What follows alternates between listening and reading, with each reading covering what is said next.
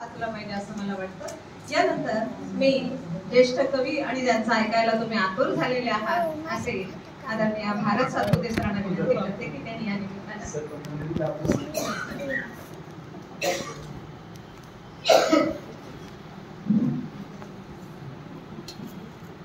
सारांश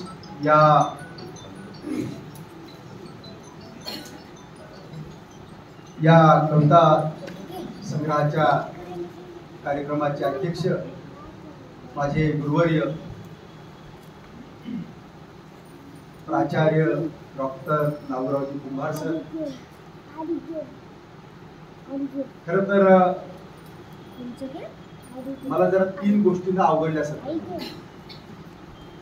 पहिली गोष्ट अशी की माझे 40 वर्षापासूनची त्यांची मैत्री आहे, घरचा माणूस आहे आणि पाहुणा म्हणून बसवलं। बरं बसवलं की बसवलं, ते स्वतः तत्वज्ञानाचे प्राध्यापक प्राचार्य आहेत आणि इकडे तत्वज्ञानाचे आहेत, म्हणजे 2 अभंगाच्या मध्ये लावणी बसत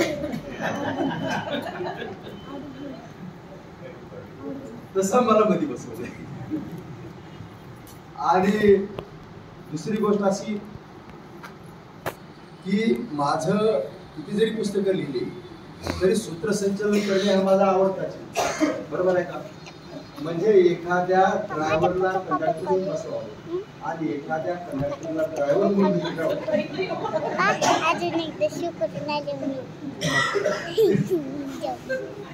मराठी विभागाच्या त्या प्रमुख आहेत, अनेक समित्या होत्या, तर त्यामुळं मला जरा थोडस असं अवस्था झाली असं। दुसरी गोष्ट अशी की मी ज्यांच्या पुस्तक प्रकाशन समारंभाला आलोय तो माझा मित्र, मला 3 गोष्टी मला आवडतो। पहिली गोष्ट अशी, कसं राहावं गरिबीत ही, हे कॉलेज जीवनापासून मी ज्यांच्याकडे आकर्षण बघतोय ते नाव म्हणजे मित्र। दुसरी गोष्ट अशी आहे, आपल्याला पुणे मुंबई शिवाय पर्याय नव्हता। काय पर्याय होता? कार्यक्रमाला गेस्ट तिकडलेच, पुस्तक तिकडलेच, कमी जास्तीकडे जागा रिकाम्या झाल्या तर नोकरीला तिकडलेच। पण चाडेश्वरचा सुपुत्र, अनवाणी पायानं महाविद्यालय करून पदवी मिळवलेला सुपुत्र हा मुंबईच्या नामांकित महाविद्यालयाचा प्राचार्य होतोय, हे माझ्या दृष्टीने आवडतं। आणि तिसरी गोष्ट अशी आहे, जसं लिहितो म्हणजे लेखक जसं लिहितो तसं वागतो असं अजिबात नाही, जसं वागतो तसं लिहितो असंही अजिबात नाही। पण आपल्या लेखनीशी प्रामाणिक असलेला एक माझा चांगला मित्र, ज्यांना मी रत्नागिरीपासून मुंबईपर्यंत पाहिलं, तेही नाव म्हणजे विठ्ठल ढोकले आहे। आणि त्याच्यामुळं मी इथे आलो। थोडीशी जरा माझ्याकडून एका वेळी 2-2 व्यक्तींना कधी वेळ देऊन मी तास 1.5 तासानं दुसरीकडे येतो म्हणालो, तर त्याच्यामुळे थोडीशी माझ्या मनामध्ये अवस्था होती। त्यांना सांगून टाकलं की कार्यक्रमाचे अध्यक्ष हे आमचे कुंभार सर आहेत, त्यांच्या समोर मी कुठेही उठून जात नाही, त्यामुळे त्याला सांगितलं तुम्ही सुरू करा। म्हणजे असा थांबलो मी, आता मरणच थांबलो इथे। आमच्या सांगोले मॅडम म्हणाल्या, काय म्हणाल्या की त्यांच्या पत्नीचा हात या सर्व पुस्तक निर्मितीच्या मागे आहे। आणि मनोगत वाचताना नेमकं मीही फक्त एका वाक्याजवळ थांबलो।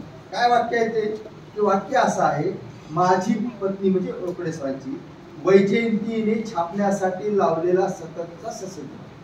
म्हणजे पुस्तक छापण्यासाठी वहिनीनं पाठीमागं यांच्या पुस्तक छापा असं म्हणलं। मी शपथपूर्वक सांगतो, माझे 60 पुस्तकं निघाली, मला बायको एकदाही म्हणाली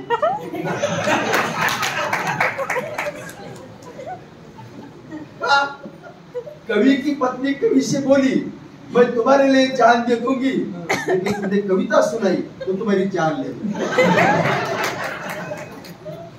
आणि त्यांनी तुमच्याबद्दल छापले, तुमच्याबद्दल छापले काय, हे मला कविता संग्रह काढण्यासाठी, बरोबर आहे का? आता खरं तर सारा प्राचार्य पदाचा आता म्हातारपणी हे लेकरू जन्मले, संशय घ्यायचं काय कारण नाही, त्यांचं काय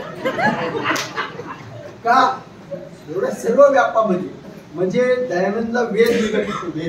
वेद आता काय नाव आहे मला माहिती, वेदच आहे.